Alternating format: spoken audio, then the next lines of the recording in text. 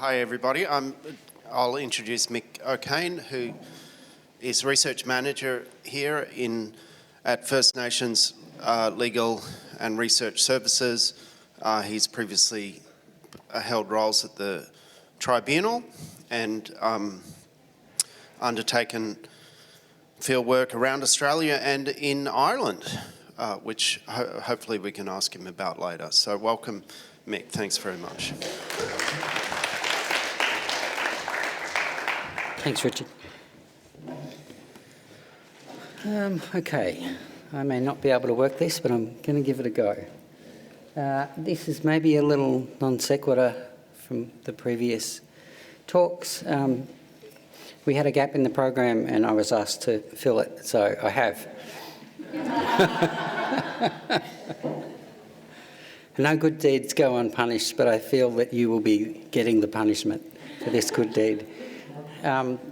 Okay, language areas, equal claim boundaries, utility of lexicostatistics in native title research. This may diverge a little from the abstract I sent, because as I was getting into this I realised what an incredibly complicated subject it was and how terribly hard it would be to discuss a field that is not my field and have you understand it. But I have made an attempt, so please bear with me and remember this too shall pass. So. Okay, lexico, you may not have heard this. This is a bit of an issue in Victoria and it will give you a good window into what we're dealing with and the kinds of things that are coming up for us in native title. It's a linguistic statistical methodology. I'll just let you read it. I'll talk over it while you're reading it. And it's been used by linguists to have discussions about how related languages are to each other, which is perfectly legitimate, and I'm in no way criticising linguists for using this. But it has become quite a powerful methodology in native title and in many recent native title reports. And they use it to determine, where the boundaries of different countries are, or to separate one group from another group. And it's usually used by non-anthropologists, by historians, by sociogeographers, sometimes by archaeologists. Why that's coming up is that these non-anthropological researchers are increasingly becoming involved in the Victorian space because it is quite legislative. There's a lot of complexities around the different legislations. There's native title, there's the Traditional Owner Settlement Act, there's the Victorian Aboriginal Heritage Act, and now there's treaty. So that all those things overlap. So other researchers from other disciplines are coming into this area often, sometimes for the first time, sometimes they've been there for a long time, but they're just getting increased legitimacy. A lot of the discussions using lexicostatistics were started, outside of a native title context, but now being brought into it. So we are now having to deal with it more and more, which is why it's become a bit of a burning issue for me. It may not be for you, but it is for me. And so Ian's quote down the bottom there is quite good, and this is how it's being used. For the resolution of the confusion rests with linguistic definition in the sense that each tribe had certain grammatical constructions and certain lexical words that were different from its neighbours, which could be taken as defining characteristics. So you can probably all see the dangers in that right away, but we will go forth. So it's become influential because the ethnohistoric record in Victoria is incomplete and it's inconsistent, which is any part of Australia where colonisation was brutal and rapid, will have an ethnohistorical record with all of these gaps. And it's also got to do with the way people were pushed into places through colonisation and ended up in a small number of reserves and missions, and then ended up, by the end, in about the turn of the 20th century, in one one mission in Lake Tyers in Victoria. So people are very related to each other, and they also have uncertainty about, where country is, or what of the many pathways that are available should they activate in native title. It's commonly cited in reconstruction as secondary sources. It's aimed at reanalysing the primary sources in order to reconstruct Aboriginal local organisation. And the picture that emerges from it is by no means uniform. And so then you get a lot of academic discussion about which academic is right and which one is wrong and what's the right methodology, and it kind of goes backward and forward. Why that's really important is that now, everyone's reading this stuff. So we're having meetings with TO groups, and we're talking with TOs all over the state who are also very fluent in this literature. And a lot of this stuff, I hate to pick on Ian Clark, but a lot of this stuff, a lot of the conflict comes out of researchers being very certain about boundaries where they have no real reason for certainty. People will say, if this is this, and if that is that, then this is definitely this. And, it's a chain of inference. And it can be quite disruptive to actual conversations with people about where they feel their country might be. And it's cropped up in recent native title reports, and it creates a context where no other information is available, which leans towards favouring lexicostatistical results over the written accounts of primary sources. In this way, lexicostatistics becomes the arbiter of identity and territoriality where there is insufficient information in the ethnohistoric record, which is most of Victoria. We'll get into the nuts and bolts of it, and you'll see why this is. But in order to explain that, I need to kind of have a diversion into what is lexicostatistics. And this next bit has been the bane of my life for about 5 nights till about 1 o'clock in the morning recently. So if it doesn't make sense, tell me, and if it does, well, miracles happen. So it was pioneered by an American linguist, Morris Swadesh. And look, I did this because I talked to anthropologists about this and other researchers, and no one really knew how it works. It's like a magic kind of thing, lexicostatistics, and here's the answers. So I figured one of us should know what it was. American linguist Morris Swadesh theorised that there's more or less constant replacement of rate of words in every language over time, and this was a gut feel thing. It really was a gut feel thing. I found that mind-blowing, but it was. He reported first noticing this constant replacement rate while using comparative study of Indo-European languages to determine the relationship of Silesian languages in North America. So right there,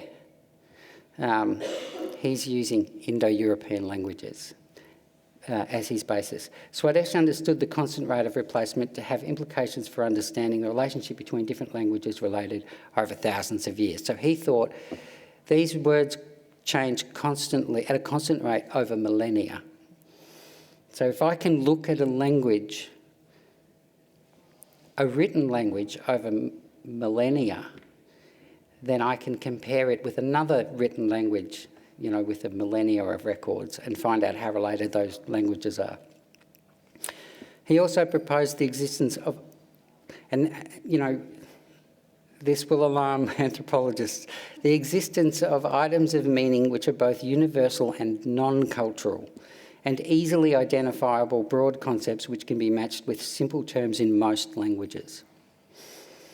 We'll get into how something can be non-cultural. I haven't figured that out yet, but that's a premise. If one could compare these items across different languages over a period of 1,000 years, then one could understand how these universal items of meaning were adopted, discarded by those languages. And this is kind of important. Phonemic similarities present in language items or words with the same universal meaning, cognates, would indicate that their languages of origin were related. So, when compared for items with the same meaning and similar phonemes, word lists with a high frequency of cognates are judged more related to each other than word lists with a lower frequency of cognates. This is very important in the Victorian sense because a lot of the languages that or the language groups or dialect groups or labels of groups that we know of, we don't know really anything about them because of the rapid kind of spread of colonialism, and the way and the attrition amongst Aboriginal people at the time, which is incredible. And we would all be familiar with that, but it bears saying. So the frequency of cognates is also seen as determinative of how long ago two or more languages may have emerged from a historical common language. And he said, and Swadesh has concentrated on meaning items, words representing meanings that are universal, because he has theorised that there's less change in these universal items over 1,000 years, so they become markers. And there's a whole literature about how they distinguish between loan words and foreign words that come into a language. So these things are supposed to be identifiable as belonging to that language, but being a marker of a universal meaning. When using the term fundamental vocabulary, Suresh was referring to a small test list of items of meaning, originally 215 in number, but now cut down only to 100 items. So what he did was he thought, okay, what are these items of meaning? How many of them are there? There's 215. Great. And then he went, now I'm going to compare these items of meaning to some other languages other than Indo-European languages and Silesian, and he's found that it didn't actually work. And more than half of those words aren't universal items of meaning, which would give you an idea of the rigour behind universal items of meaning as a concept. So his list, this is an example, hand, ear, tongue, they, their, give, walk, wash, scratch, that kind of stuff. In his original list he had other items, but there's a lot of inconsistencies and kind of a misunderstanding of how culture works. Fundamental vocabulary categories, I just put this up because these are the categories that he put the fundamental vocab into. So there's, stuff like personal pronouns, correlatives, position and movement, manipulation. Manipulation is an interesting one, because it's like dig, sew, run, wash. They're not always easily translated into, they are not universal and culturally, or concepts devoid of culture, I would say. All right, so when assessing the fundamental vocabulary, they're looking for cognates. I know we all know what a cognate is, but I just thought I'd throw up an example. And these are all mean night and derived from the Proto-Indo-European knock or night. But it's not a bad example because you can see how much data is available in Indo-European languages, and then you can all then understand how much data is about Victorian Aboriginal languages and know that there's quite a big difference. So this is the methodology, and I have brutally simplified it because otherwise, you'll all be in puddles of drool. By the time I'll have to go around and individually wake you up. By the time I finish it, assemble a set of words from languages being compared based on a list of basic vocabulary. Identify lexical cognates based on recurrent sound correspondences. So problematically, the smaller, and this is important, the smaller the list of items, the greater the statistical chance of finding cognates, because there's less words to compare. So if you do get a couple of hits, you know, it's statistically, it's a greater statistic. It's a greater number. This means that small word lists of one language more readily appear relatable to larger words lists of another language because there is less capacity for rigour in the analysis. And that's really what you see across the state, across at least Victoria and southern and southeastern New South Wales, southeastern Australia. You see there will be a language where there were 400 words recorded, and there will be other languages where there are 10 words and 6 words and 20 words and 40 words, and the language with the most words recorded is usually considered to be the language with the broadest impact linguistically, which is problematic. Linguists using lexicostatistics to examine Victorian Aboriginal languages, such as Blake, Reid, Dixon and Black, tend to neglect other aspects of Aboriginal sociocultural life while focusing on language use and inferential language areas, which is fair enough because they are linguists. It just becomes problematic when it's used in native title or in discussions about land tenure that are broader than linguistic discussions. They commonly make a correlation between a language a person is said to have spoken on any given occasion and the sociocultural identity of that person. Anyone who's familiar with the journals of George Augustus Robinson will know that he's a great example, but there's many others. Many of the primary sources are, I met someone here, they told me they were this. They told me they had this identity, so therefore they are the people of that country, and that country is this identity.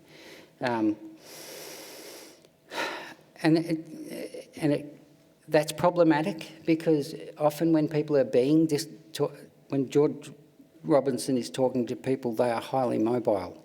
They are at the cutting edge of colonial expansion. They're being pushed out of country. They're being pushed all over the place. So just because George wrote in his diary one day that he met a Burrumbete person at such and such a place doesn't necessarily mean that that place is a Burrumbete place. And also, different individuals, or the same individual in different sources can be quoted as giving a different identity, because as we all know, identity is highly contextual, and it depends on who's asking you and what you think they want to know from you. So, then this kind of leads to a lot of arguments about who this person was and what their identity was, which, was understandable in a non-native title context, but in a native title context, the implications are huge, particularly if those conversations are being had within the TO group, within the claim group. So I thought I'd give you a case study. When I was thinking about doing this, I had other case studies in mind, but then I kind of recalled that they were all active native title matters, so I'd better leave them alone. So I thought I'd present this to you because it does say all the things I want to say about it, although it's, not the most recent. The following case study explores linguists Barry Blake and Julie Reid's lexicostatistical analysis of the Dudorowa language. And it's quite an influential paper, which is why I picked it, and it's becoming more influential as discussions of land tenure in northeast Victoria are really heating up at the moment. There's a lot of activity, a lot of native title related activity, a lot of treaty related activity, and what you find is that these resources that have been around for a long time are coming back into prominence. I'll just show you the results at the start and just give you an idea of what a lexicostatistical analysis, what the analytical results look like. We will just look at the Ngurrunggurru sources because otherwise the presentation would have been very long. So they've concluded, that Palangang Medang is 10.7% cognate to Dudarawa. Ngaragu is 10% or 3% or 19%, depending on the source. Rudgery is 16% cognate or 15% cognate. The Gungarung, which is also noticed, that's also Tungarung, for anyone who's interested. That's 13%. Yorta Yorta, 11%. Gippsland, 10%, 13%. I think that's because at the time they were unwilling to assign a language name to the languages of Gippsland. I think there might have, I don't know, but it looks like there might have been discussion about Gunno language and other dialects that are related to it. So Blake and Reed used 3 sources for the lexico-statistical analysis of the relationship between Dudarawa and Ngaragu language. They use, in order to do this, they need to understand what Dudarawa language is and what sources are Dudarawa language. So in order to make that assumption, they've used 6 handwritten pages of notes and phrases by Matthews, and they've used a brief vocabulary of approximately 117 words collected in Barwudji by a station manager called John Mitchell in 1887. I just want to point out, although Matthews was like a proto-ethnologist in kind of constant conflict with Howard and Spencer, but he was not a linguist. And John Mitchell also, even more so, was not a linguist. I would imagine one of the prerequisites for having an accurate word list is having a linguist using a standard linguistic methodology to record languages, and that didn't happen in any of those cases. And for the Ngaragu language, we've got Matthews, he's got 259 words. Hercus has 241 words, and Bulmer has 130 words. And it's... I'll just take you through those sources so you can see, you can assess them yourself for how reliable they would be in a native title sense.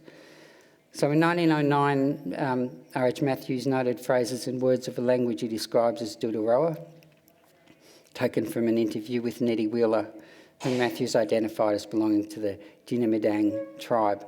And he may well have, but there are no other references to Jinamidang. It just sits there on its own. You can only speculate as to what that group was. It could have been a local estate group. It could have been some kind of formation that's larger. I don't doubt that there was a group called Jinamidang, but we just don't know what it was. He says, Matthews, based on Neddy Wheeler, says, Dudarawa was spoken by the Jinamidang tribe of the Midamida and the Kiwa rivers and along the Murray River from Albury to Jingellic. Minyambuda, a dialect of the Dudarawa, was the speech of the tribes occupying Buffalo Kings, King Ovens, Broken Rivers with tributaries of all of these streams. So it's a very broad area and it's running over. It's running over really a basin, is what he's describing. Blake and Reed have opined that Dudarawa appears to consist of the first syllable. I've put this in just to show you that there is a lot of influence, there's a lot of inference in these things. I'm not saying they're incorrect, but I'm just saying from a native title perspective, I look at that and go, it's quite inferential, and then it comes to some very definite conclusions. And if you just look at the definite conclusions, you would think this is very scientific. These things must be correct. Dudarawa appears to consist of the first syllable of the word for no, reduplicated. It's very common in Victoria. The word for no is Jubalga. It's common in southeastern Australia to base language names on the word for no. The name almost certainly contains a reduced form of wuru, which means mouth or language in a number of Victorian languages. The final syllable is probably wa. which is found on quite a few other words. Thus, we probably have Doodarowa. Just an interesting point to make is that people who identify as Doodarowa now, there's no probably about it for them. It's very firm in their minds that that's what it is. Mitchell's Barwidgee vocabulary. Station manager JFH Mitchell contributed a brief vocabulary of Aboriginal words gathered from an unknown source from the district of Barwidgee. It's just known as the Barwidgee vocabulary. It was published in J. Matthews, Eaglehawk and Crow. And the provenance of this list is identified simply as Barwidgee. So there's no further information on that. And very much the case in Victoria that what happened was that people like Matthews who wanted to write tomes on the Aboriginal people of Victoria sent out circulars and surveys to other people, and a lot of the information that they present comes back from these written forms. So a manager or a policeman or some local notary will get that circular and then in a fairly haphazard way send back whatever information that they have or may be able to gain. Blake and Reid considered 6 pages of notes taken by Matthews from Nettie Wheeler and the brief list compiled by John Mitchell to be the same language. So they've made a lexicostatistical analysis that said these things are related. They have cognates. They note that through the analysis, Barwidgee is 62% with Doodarowa and 30% with Palangan Madang. Why that's important is now there is a lot of discussion about who the Palangan Madang are and what the extent of Doodarowa country was. These are in present native title, their current native title discussions, and a lot of them are informed by this.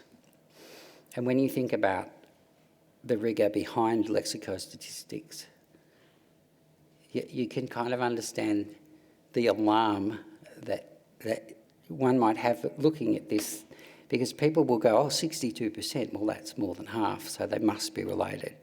But then you've got to remember they're based on universal items that are devoid of any cultural meaning, that change apparently constantly over 1,000 years.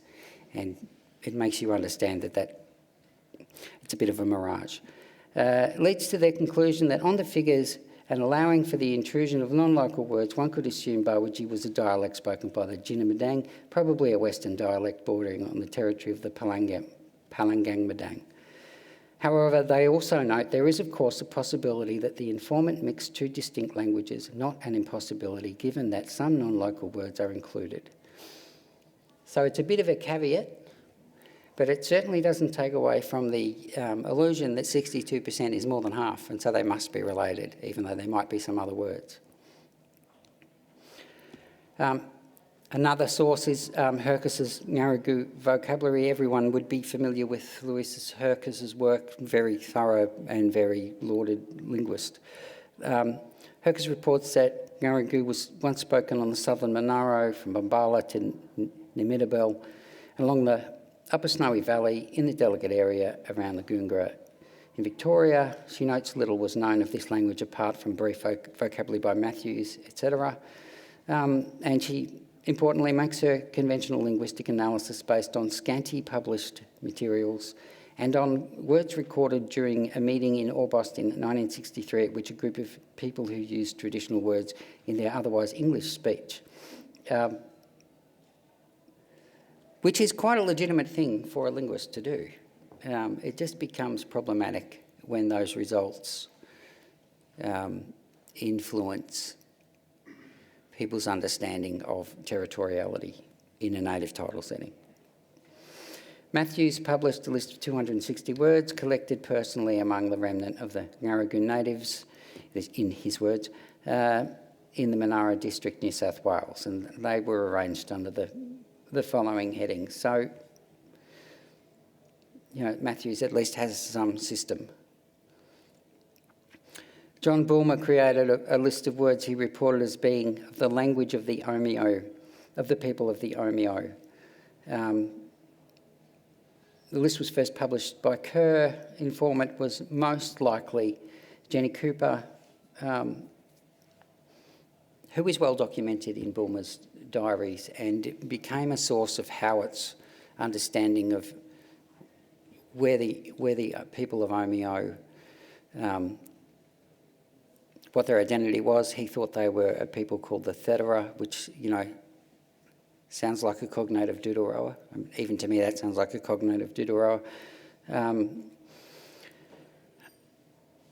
But this is John Bulmer sitting down with Jenny Cooper, and Bulmer doesn't know anything else about Omeo. So he's just talking to one person about that language. Jenny Cooper is recounting her childhood and giving words in language. Bulmer, again, is not a linguist. He's not using a standard phonetic alphabet.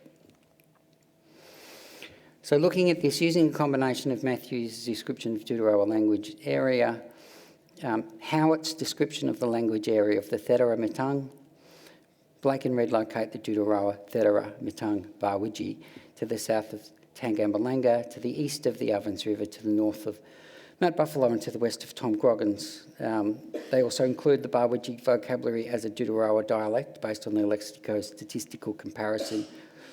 And they further include a group Howitt referred to as the Thara Murtong because Smythe located them within the area Matthews assigned to the Deuteroa. That's an important point because when faced with maps and a lot of disparate information about the location of groups, the secondary sources, and particularly people using lexicostatistics, will go, okay, well, I don't know anything about that name, but I'll just group them in with these guys because it looks like that name occurs within an area that we think is this language. So you can see Deuteroa, Tharamutong,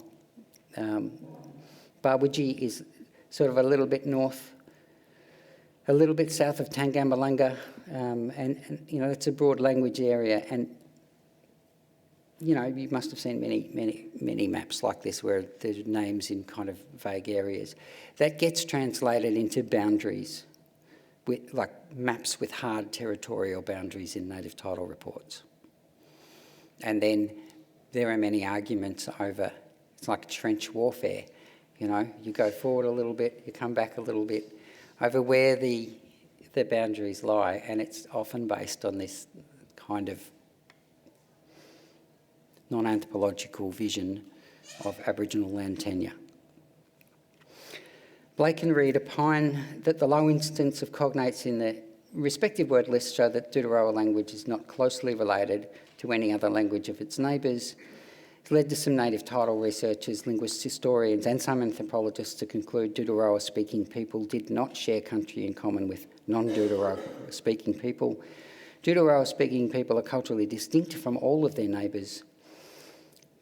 The rights and interests of the Deuteroa-speaking people extended to a maximal area which includes Matthew's Deuteroa boundaries, Howitt's Thedera boundaries, the area around Barwiji and Smythe's location of the people Howitt identified as the Tharamutong. It's kind of an important conclusion in a context where there's a lot of uncertainty in this amongst, the Aboriginal people of the area, and the TOs who are concerned with that area. And it leads to some pretty stark native title claims, or claims of rights and interests over particular areas of country. And if you sort of go back to this map, it's also quite a startling conclusion that in the centre of a great deal of other non-related languages, there is this language that is identifiably kind of unique. What lexicostatistics does not see, this focus often discounts or simply ignores because, again, in defence of the linguists who are using it, they're not really concerned with native title. So They're concerned with their discipline. The focus discounts or simply ignores many of the aspects of the interactions between individuals, groups, cultural affiliations and social structures that native title anthropologists look for when forming expert opinion.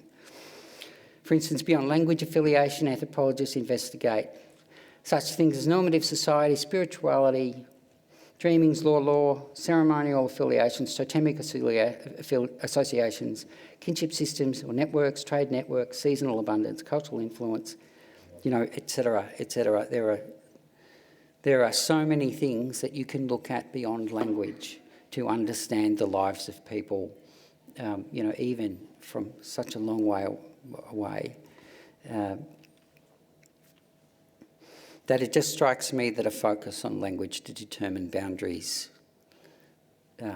is very simplistic and leads to kind of simplistic conclusions. How we look at all of those things as native title anthropologists is we conduct extensive ethnographic fieldwork, which among other things contextualises the ethnohistorical record and enables expert analysis of continuity of culture and connection to country as required by Section 223 of the Native Title Act. So that's kind of all the things that are missing from an approach that just looks at language. And it makes a very good point that it is impossible to make conclusions or form opinions about boundaries without talking to people. And a lot of the things we're seeing in native title reports, particularly coming from non-anthropologists, are just text-based analyses, that are very much informed by a kind of statistical methodology that's not rigorous and is controversial in linguistics. I mean, in the broader field of linguistics, lexicostatistics is, the red-headed stepchild. I shouldn't have said that, should I? The impact of lexicostatistics on expert opinion. There appears to be a reluctance among non-anthropologist researchers to admit that the record is fragmentary and contradictory as it is, cannot be made whole at this point. There's a real push. And there's always the temptation to be certain when you're not certain, to make certain conclusions when there isn't a basis for certainty. And particularly in a native title context, we often are pushed towards this just by the legislative framework. It's not particularly the legal profession that's pushing us to do this, it's really the legislation that's pushing us to do this, and it's a trap. There also seems to be an increasing urgency to find a way to make the record provide a resolution to questions of territoriality, even if the resulting resolutions are based on an unsound methodology producing speculation and inference. Increasingly, lexicostatistics has become the arbiter of identity and territorial where there's insufficient information. And that's when it really does have power, is when we don't know, when there's little information. It leads me to think that there is truth in the saying that in the valley of the blind, the one-eyed man is king. And I say that as a man with only one eye that works. Criticism of lexicostatistics in native title research. So the lexicostatistical methodology has been utilised without its intended rigour and on insufficient data. So let's recall the original intention of the methodology was to be used with at least 1,000 years of written language. And we are certainly not talking about that here. Available word lists are partial and uneven at best. No single language is fully recorded in Victoria. There's no baseline from which to begin to understand either how loanwords circulated in the pre-colonial era or the true impact of English loanwords in the early colonial era. I mean, there's just so much we do not know. Most instances, the provenance of word lists involved is hazy and the linguistic expertise of the primary source material is either non-existent or extremely questionable. And most of the word lists were gathered many decades after the initial wave of colonisation had disrupted the social, cultural and linguistic worlds of their respective informants. And at a time when people were pushed onto missions, people were in contact with languages that they were never in contact with. Languages, like any other aspect of human communication, it's fluid. Culture is fluid. So you will get cultural impacts when you push a whole lot of people together who haven't been together before. You will see change. So we have no idea how that has impacted these linguistic records. Early sources have a tendency to identify people with place. I think we've covered that. And here's some fundamental problems. The reasoning behind Swedesh's identification of the first 215, then 100 items as universal and non-cultural remains unclear, and I think, for me, remains kind of unbelievable. The notion that any meaning in any language can be completely devoid of culture, I think, is implausible. The notion that words for universal and non-cultural items of meaning change at a constant rate that can be measured over millennia remains unproven and controversial in the broader field of linguistics.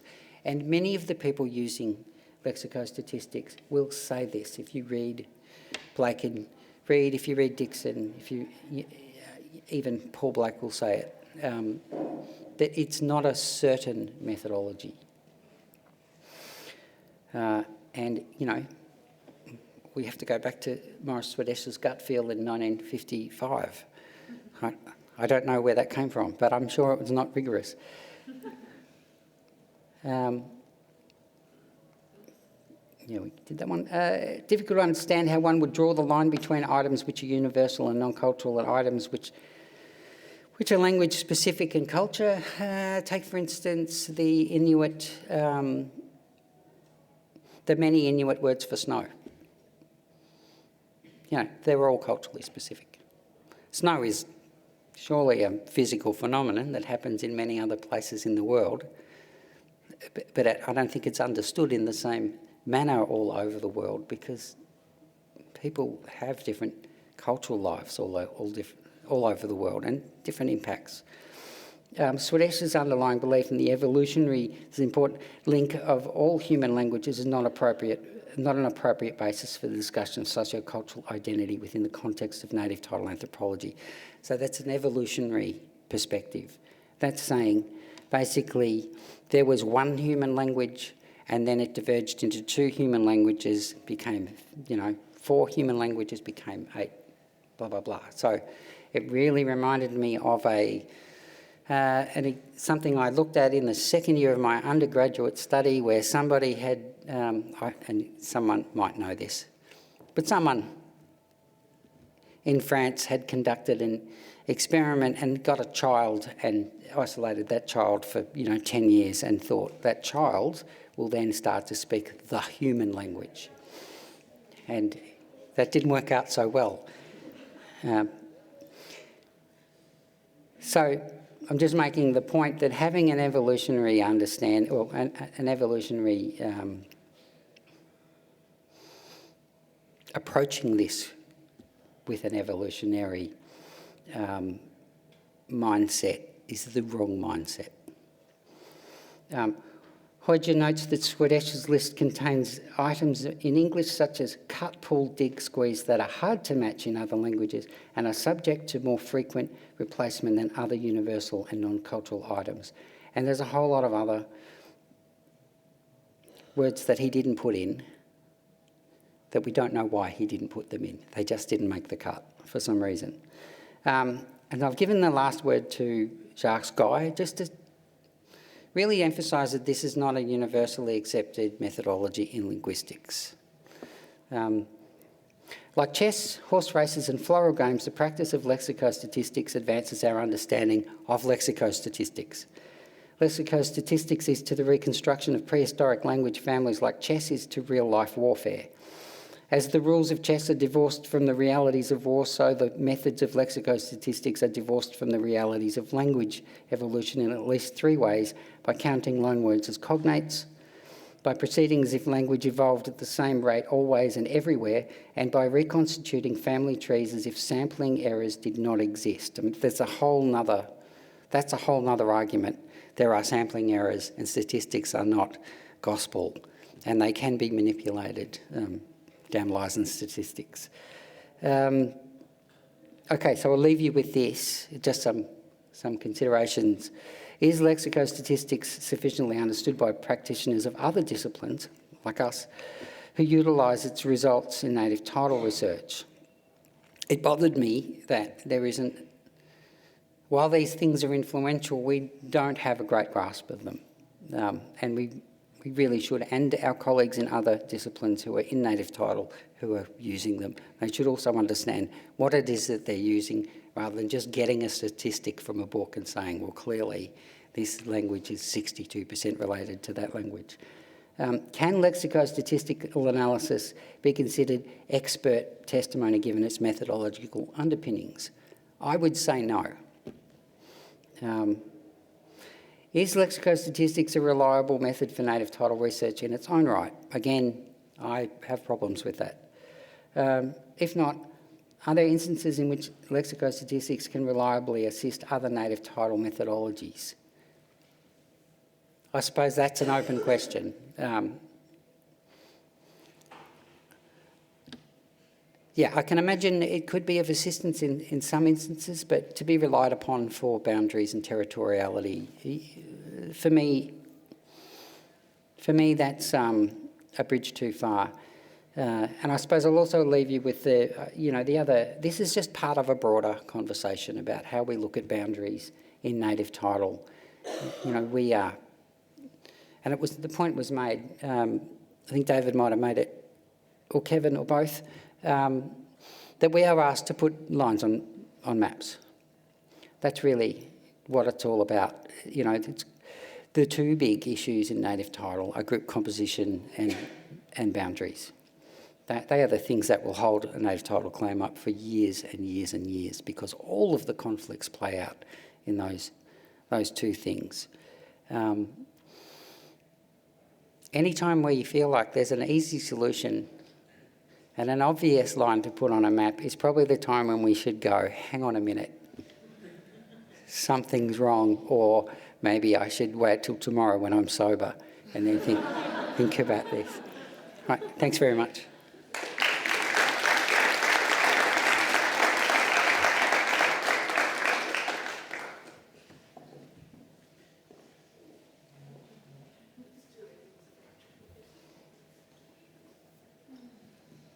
Thanks. That was really, really interesting, and I agree with your conclusions. Just to add to them, that kind of thing is what not our legal colleagues here, they're a top branch, but the other legal, right, the ones who want boundaries, the one for all kinds of reasons we've discussed, yes.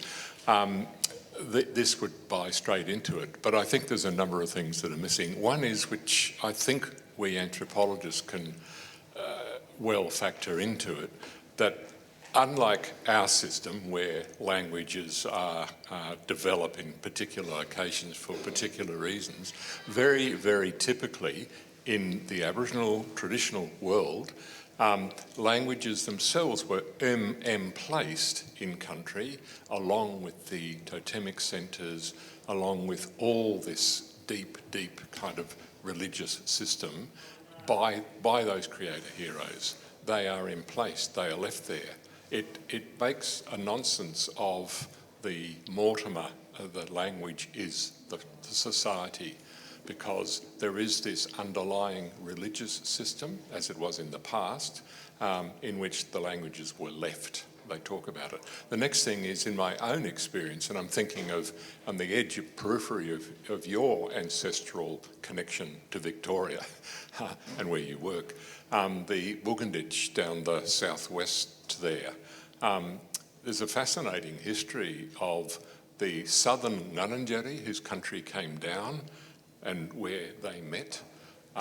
The Ngarrindjeri, who were neighbours to Buganditj, isn't it? People, their economic life, the intermarriage and so forth was down to Buganditj, not up to other Ngarrindjeri. Their language, the Ngarrindjeri, had a lot of Buganditj loan words, and they even adopted Buganditj moieties, which their Ngarrindjeri neighbours further up the Coorong and up the Murray didn't have. Now, what's the language around there? This kind of, that's a kind of bounding, a different form of boundary in that whole schema. I think it's not only irrelevant, it's dangerous.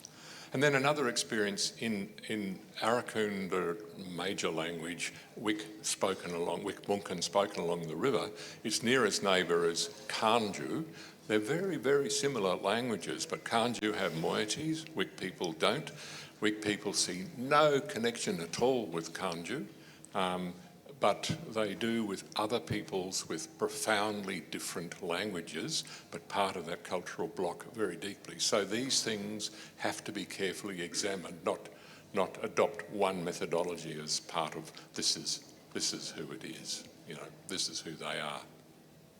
It seems to me. Yeah, thanks, and I do agree.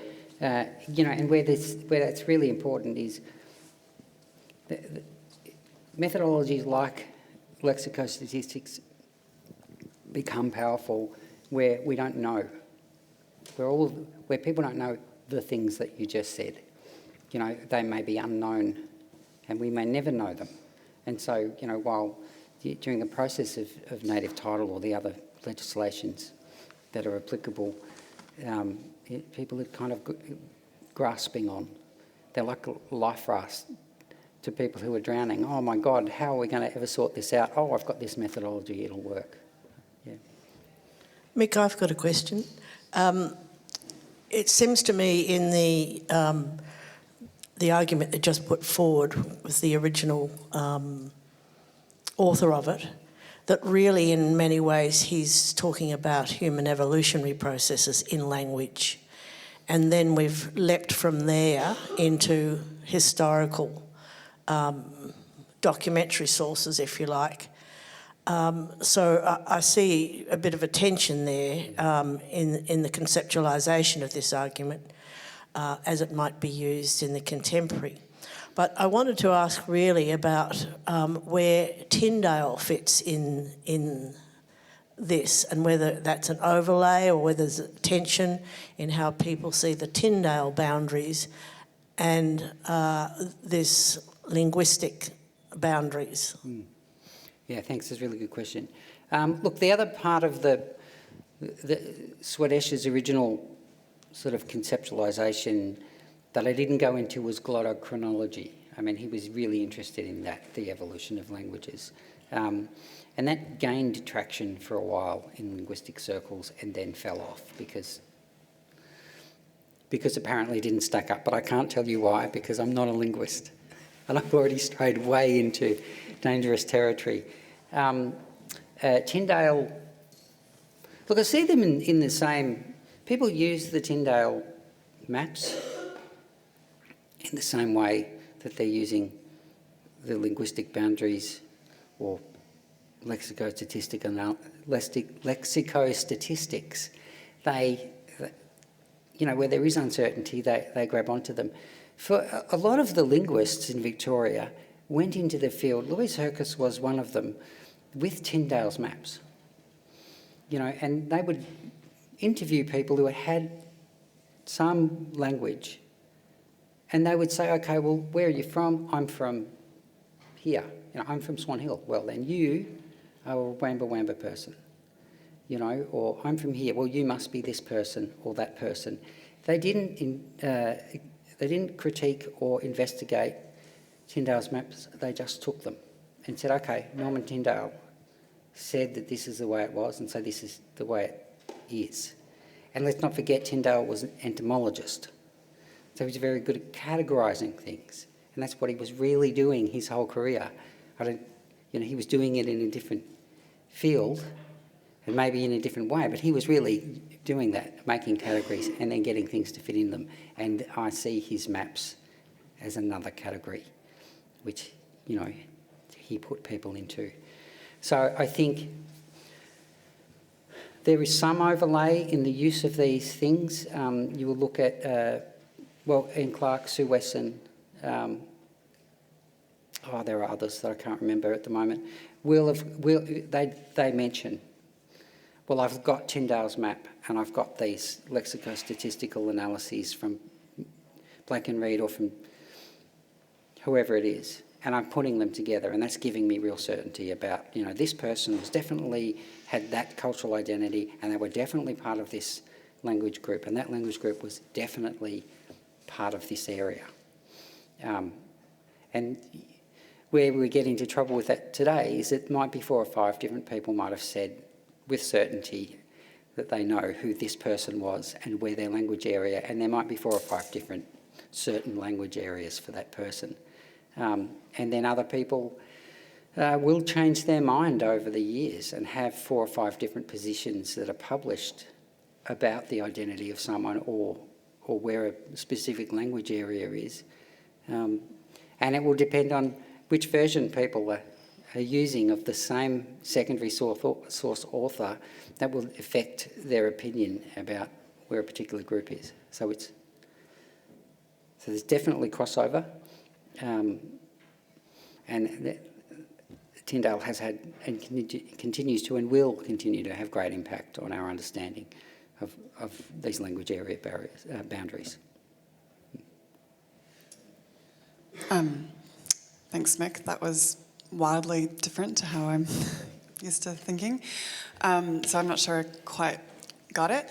But so I wanted to ask more about the use of language, maybe in your area, the use of linguistics, and maybe it's not lexicostatistics, but I guess people that I've worked with in the Kimberley sometimes ask for linguists to come and do some analysis that they think is going to really be a slam dunk for their case. They want to know what a linguist would say about the language of particular place names, regardless of how, differences in the community about how people identify places and language and country, but they think a linguistic analysis of place names and also of people's personal names will give them some answers about where people are from and also what the right language group for that country is. Because even in the Kimberley, people are identifying more and more with language groups as being really important. And in my experience, when linguists have been called into court, in cases that I've been a part of, that hasn't really contributed much to the outcomes in the end, but people are kind of demanding it. So I guess I'm asking you about place names and personal names, and that might be different to lexicostatistics, but... Yeah, no, that's an important question. And first of all, I want to predicate this with, I don't have ill will towards linguists or linguistics as a discipline. It's a very important discipline. But I will say,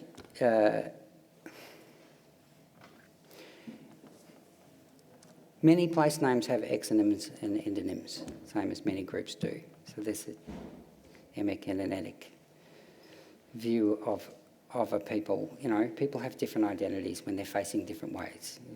For instance, in Gippsland, Bidawal people have a kind of Gunai identity when they're facing west, and they have a kind of Ngaragu identity when they're facing east, and there's different words for them. And in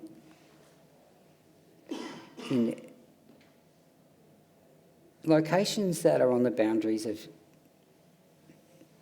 different dialect groups or that are on the boundaries of areas where the big dreaming stories meet and cross over, places can have more than one name, and they can legitimately be considered as someone's, as belonging to a group of people. They can be legitimately be considered as belonging to more than one group of people. They may just have a different understanding of it.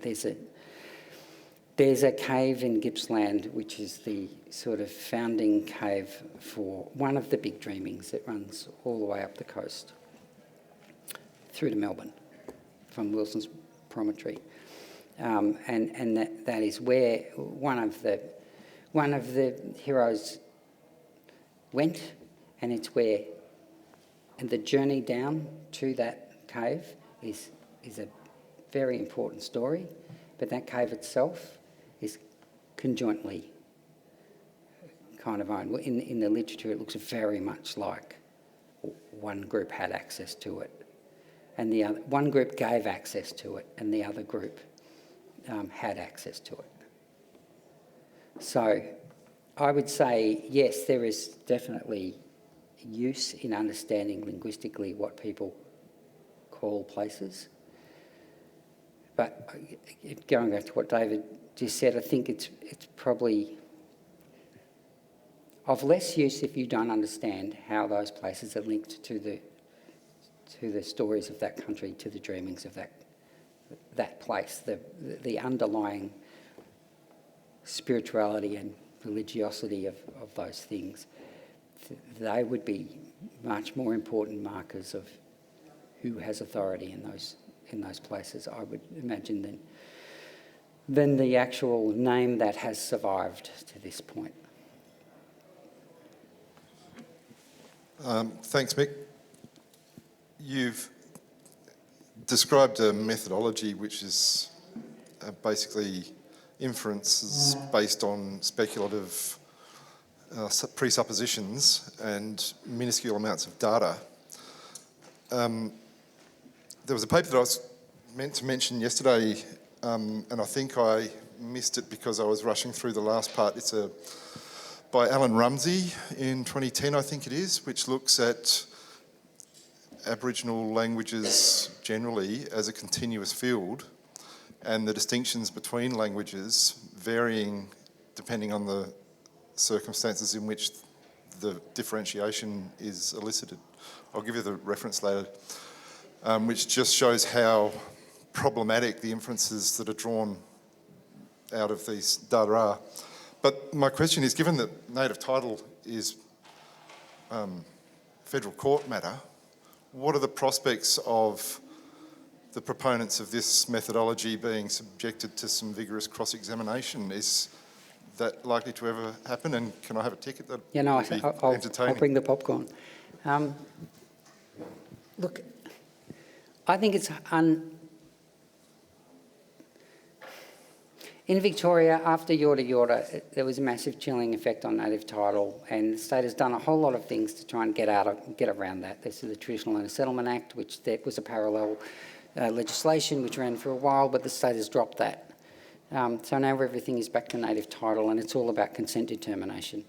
So I do hope that this gets examined in court, but at the same time I hope it doesn't, because it would lead maybe to a negative determination.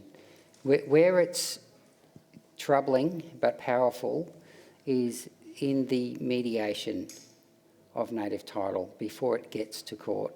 So, when the state is trying to decide who are the right people to give a consent determination to, if this argument is made forcefully enough and professionally enough in the absence of other information, it can be very persuasive to solicitors generals, and also very persuasive to attorney generals who are politicians.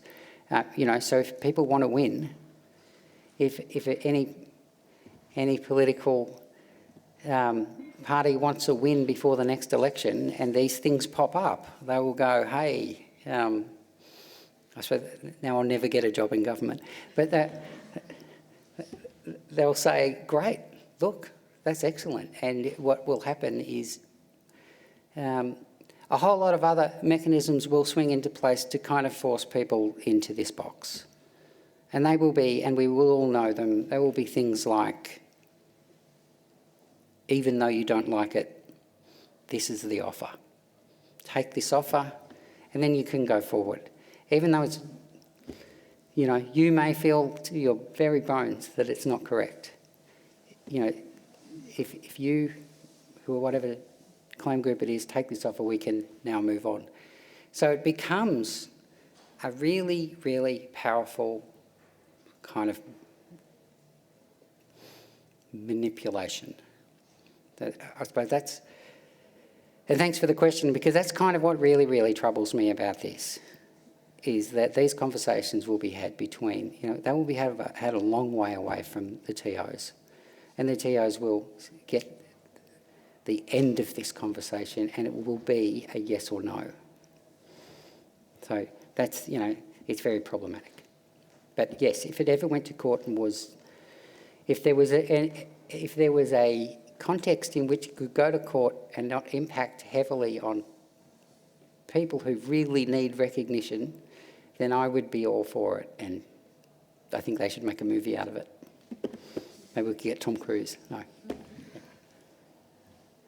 Hi, over here. Thank you, Mick, and I'm glad I got a chance to chat with you a little bit yesterday about some of this as well, as somebody else who's working in Victoria, and I'm at the nexus of many of those active native title issues you referred to. This was really valuable. I know the outcomes that you allude to in terms of how this is used, but I didn't know about the background of the methodology. That was really useful. I guess I have a bit of a comment and a question.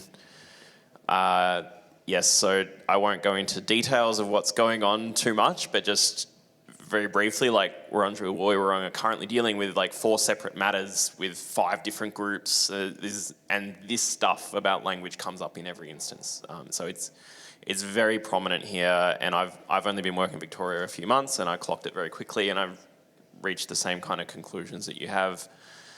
And my question you've sort of addressed already. I was wondering about what you thought the prospects were for this sort of being addressed by a judge, how they would approach it when exposed to an anthropologist putting it to them, because I don't think there's been much opportunity for that in the heritage space and with the way things have gone to date.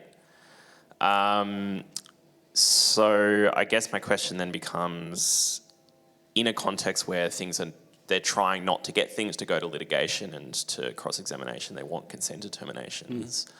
What other avenues are there for us to dispel these kind of misconceptions? And one scenario that has arisen a little bit is within the context of native title claims. There was a recent decision made in the Boonwurrung native title claim, not about the claim itself, but there was a separate question that arose in the course of mediation that the judge did need to make a determination on a sub-issue about the claim group composition, and that involved Ian Clark alongside anthropologists giving evidence and being cross-examined and things.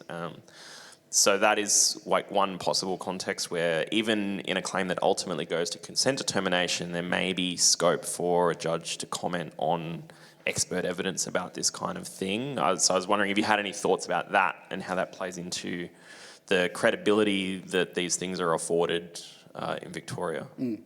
Yeah, great question. Thank you for that. Well, to answer the first part of your question, one way to kind of bring more rigour to this is to challenge those things.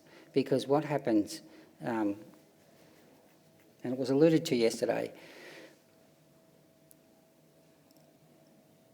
experts have like the aura of expertise. So if an expert says something in court and it's not challenged, it's usually because people go, oh, well, they know what they're talking about. You know, clearly they've written this report, they're up on this stand, they know what they're talking about. We will take that, we'll just take that on board.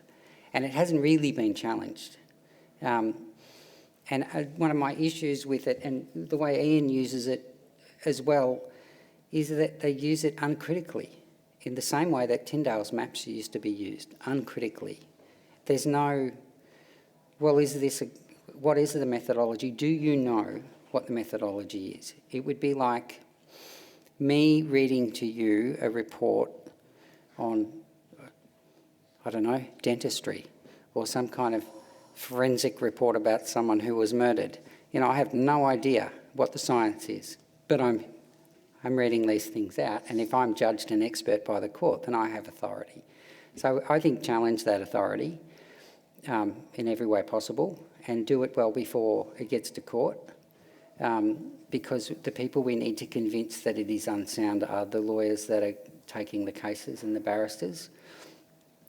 I would imagine there would be many barristers that would leap at the chance of disproving or questioning an expert on, you know, who is on the stand. I mean, it happens all the time, but this would be a legitimate, you know, way to do it. In the separate question stuff, which is happening more and more in Victoria, it's also now going to happen with the Wadawurrung native title claim, separate for people who are not in the Victorian context. Claims in Victoria, there are a few that are conflicted about who are the people that can actually make the claim in the first place. someone's lodged a claim, other groups have become respondents, there's then developed an argument about who were the apical ancestors. Because, you know, really going back to Yorta, but because native title is so difficult, winning a litigated claim in Victoria is pretty much not an, I wouldn't say not an option, but it is kind of a unicorn. The court has gone about it in such a manner as the native title aspects of the claim are not in question, but what is in question is who are the apical ancestors. Therefore, they make a separate question, and then they investigate the separate question. Why I think it's risky, and why I think these things should be challenged way before that, is because watching all of these proceedings are the state. And if the state feel at any point, I mean, I don't mean to be cynical, but I am cynical, at any point the state can say, you know what, these guys, they don't have evidence. And I don't want to give them native title, or we don't need to give them native title. And it would depend on the government of the day and where they are in the election cycle and all of those other things, but there's definitely a possibility that things can be brought up in a separate question context that would be detrimental to a native title claim, and it will affect the way the state sees the claimants. So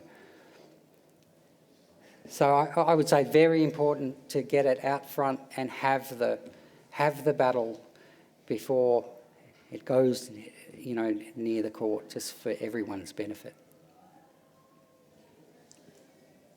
Thanks very much for that talk. I thought it was absolutely fascinating and really important. Just a couple of observations and then a very brief question, because you've already answered what I was going to ask. But so I just make the comment that there's a whole lot of linguists, particularly that have been trained in the American anthropological tradition, that are linguists and anthropologists, and of course Alan Rumsey, Francesca Merlin, that have worked in native title claims and land claims, etc. And so if it did come to court, the obvious thing would be to get people with that kind of methodology to, you know, to critique the other methodology. That would be dueling linguists, you know, one way about it. The other thing is, I think that Kevin, that reference you might have been thinking, that's Alan Rumsey, language and territoriality, and that's where he talks about the difference between the landed identity of the language and of the individual and the language that people speak. And of course, you might not even speak the language, right, that you identify with, etc. So that's a kind of a really important one, I think. And then just commenting on the personal name topic that was brought up earlier, there are different systems of personal naming around Australia. So some reference country and sites and others don't, you know. And Francis Morphy and Howard Morphy are currently working on a huge project up in Yolngu where that system of personal names references the country. So, you know, they really need to be aware of all of these kind of different things. But my very brief question is, has this been published? No, I'm James Anand, who's the research manager here. I'm the research director, but we're working on this at the moment, trying to pull it together. It's actually been a good exercise, this presentation, because it's made it a lot less woolly than it was. So I have a lot of corrections to make when I finally get back to it. But yes, we will attempt to publish it at some point in the future. Yeah. No, but you know, we will. It'll happen. Thank you. In our region in Queensland, the state also likes a nice, neat package of a language claim. I think that it's the easiest thing for them to understand, but especially with one of the groups I'm working with, we're increasingly finding that it's not really how they actually identify, and that they really disagree with how it's bought on a language level because they see themselves on a much more local level than that big language claim. And then we're also finding that sort of some of the groups on the fringes of the claim boundary are like half-half people, you know, so probably have social kinship connections to other languages as well as the one that they're in. But I guess my question is, what's the alternative approach to dealing with that in situations where the state wants that really broad social level and is not willing to accept sort of these small local claims that might just be one family or two families because of this whole society as a distraction issue? Yeah, it's a great question. Thank you. I'm not sure I can answer it, but I can say an alternative is to look at where the law comes from. And are the people who hold the law legitimately holders of that law? Like, who holds the law and where do they get it from? Where is that embedded in the country? Really going back to what David was saying too, you know, along the Murray River, for instance, there are different creation stories. And the way you can tell where there's a separation of identity, you know, it's not a hard one that native title asks of us, but there is a separation between where one story begins and where one ends and the other one begins. And people will say, you know, Ngarrindjeri are that's a great example to their east. There's an area under claim at the moment. We don't have any real understanding about the languages that were used in that area, but we do know from the Ngarrindjeri and from the work of the Burnts that that was a sister kind of society to what the Ngarrindjeri are, if you want to call it a society. All of their religious ceremonial life is instigated from this other area to their east, and they talk about those people as the people of the I think the warm wind. You know, the wind coming from that place brings in there somehow, in essence, the spirituality. So there is, you know, Ngarrindjeri himself, he starts off at the Murray-Darling Junction and he comes all the way down the Coorong. So we don't understand what the intricacies of the language in the pre-colonial setting. We do know that the people that were there at sovereignty, that the people that are there now are the people that were there at sovereignty, and we know that they are holders of rights and interests because they are the people that were given that country, you know, in time immemorial. So that's kind of one way to get around it. We deal with this stuff in Victoria quite a bit because we are very uncertain about the linguistic history of places, you know, and of groups, just because of how rapidly and brutal the colonial expansion was, and then the really harsh regimes that people were put under immediately after colonisation. So that would be one way I would suggest. And it's difficult because often these things are only, you know, mentioned 3 or 4 times and only alluded to in a handful of other times. So you have to be kind of forensic and rigorous and well, innovative in your approach. Great. We might finalise this session now, but it was actually a wonderful way to circle back around to thinking about anthropology and its contribution in this space and how challenging it is to convey the complexities into the court process, but also into the Aboriginal world, and the role and the anthropology and the law and all the other parts of this native title system play in all of that. So thanks very much, Mick.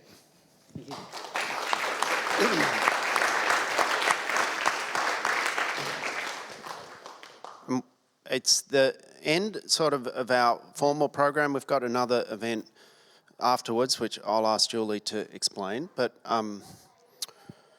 it's also I think the last formal activity within the current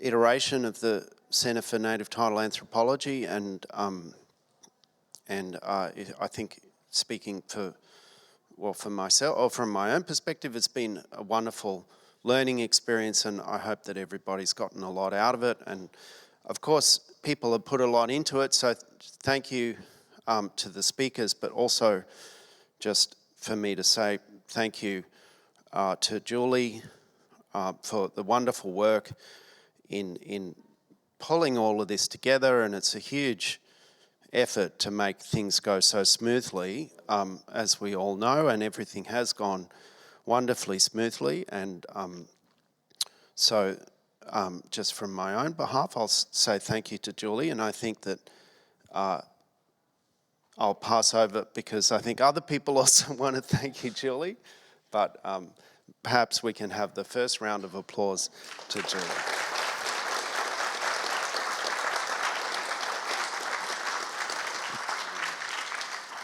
This is just on behalf of First Nations Legal and Research Services and some of your beloved colleagues. Big thank you. And this might be a bit, I don't know how you feel about this at home, but we wanted to see if anyone wanted to sign the frame as well this afternoon. Oh, thank you so much. We really appreciate all of your dedication to the field and your absolutely tireless efforts and integrity and wisdom that you share in bringing us all together every year. So yeah, thank you so much. And Mick, I don't know if you wanted to say any words. I think we may have stolen your thunder. Yeah, no, we would like to say we really have appreciated your assistance and help, and it's been very reassuring to know that, you know, we've had the CTA, we have resources I can humbug you about things, you know, and then have mild panic attacks and then wind that back. And be very understanding. And I would just really congratulate you and thank you for your huge contribution to the CTA. Very much.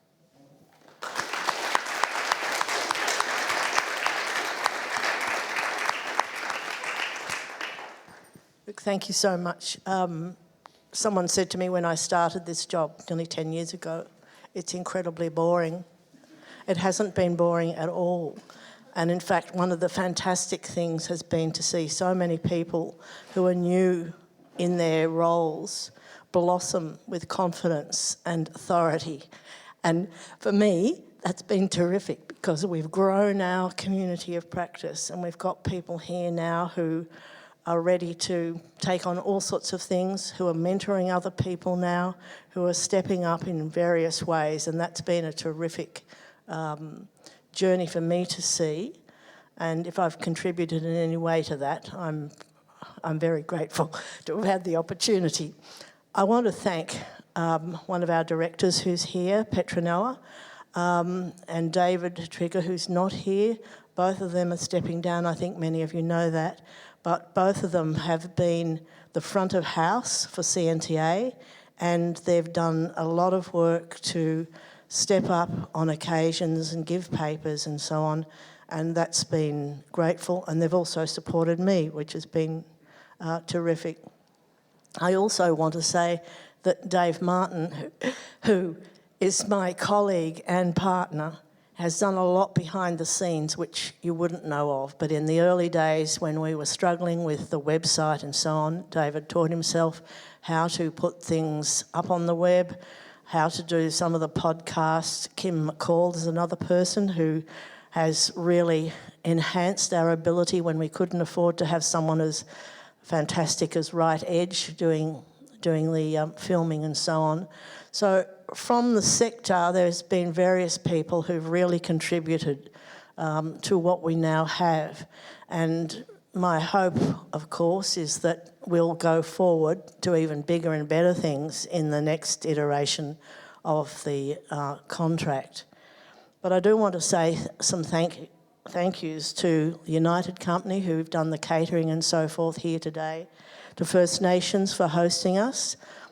We haven't had a lot to do with you in these formal settings, but I think this has been a successful beginning to a new relationship with CNTA. Right Edge, of course, thank you very much.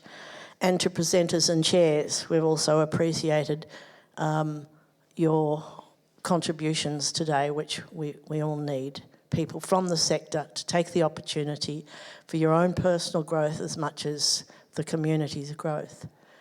This afternoon, I'm not going to talk anymore because lunch is there and waiting, but this afternoon at 1:30, anthropologists and research managers are asked to join us in the boardroom, and we're going to have a bit of a talk about what our future might be under CNTA and some of the issues, the challenging issues that we've got ahead of us there.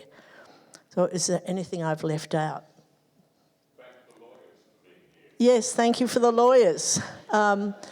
There's a terrific dialogue to be had between the lawyers and the anthropologists, and we used to do perhaps a lot more of it in the past, but there's an opportunity to come back to doing more of that, because I think as native titles developed, these conceptual issues have become much more at the forefront of how we need to work through what they actually mean in different contexts. So thank you to all the lawyers who fronted up to be here with us over the last 2 days. Thank you.